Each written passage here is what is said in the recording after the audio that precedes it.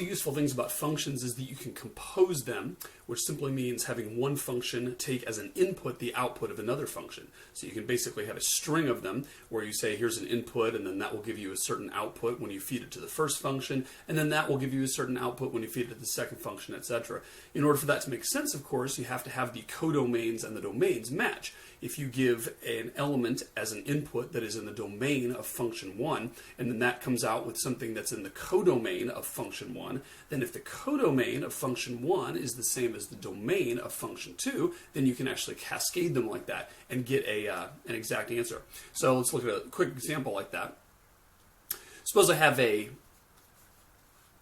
function called spouse, and spouse maps from people to people, because we're going to say that a person's spouse is always a person.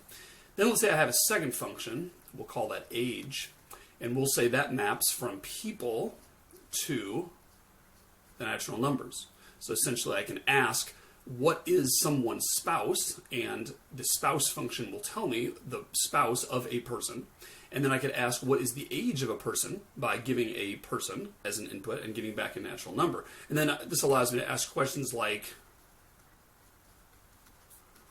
what is Bob's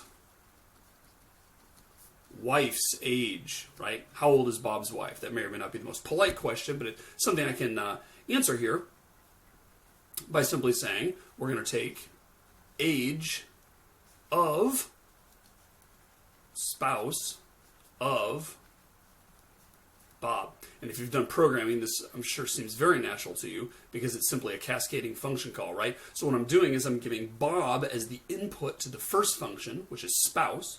Spouse is returning an element of P as its codomain, and that happens to be the same as the domain of the age function, which allows this whole thing to give me back a natural number. If you want to look at that pictorially, it would look something like this. Let's say I draw, this is the set of people, and this is also the set of people,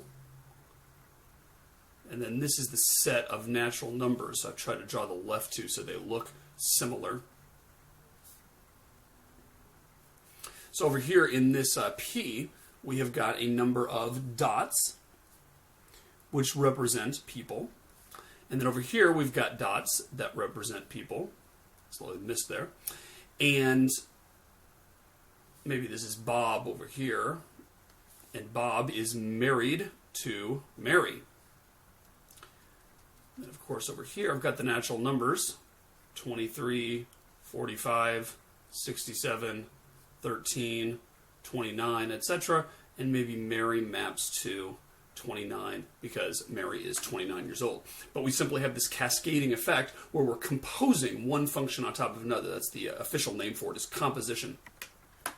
And the only reason that that's possible is because functions have this property where a certain input can only give one output. You can imagine what that picture with all the little red squiggles would look like if that weren't the case. If a person could be married to more than one person, then I might have many arrows outgoing from Bob. And then each of those maybe it could have multiple ages and would output to many different elements of the natural numbers. And so asking, what is Bob's wife's age would not have a well-defined answer. But the fact that functions work the way they do, if I give you an input, there's only one possible output, allows us to compose them in that way and always get back a certain definite answer.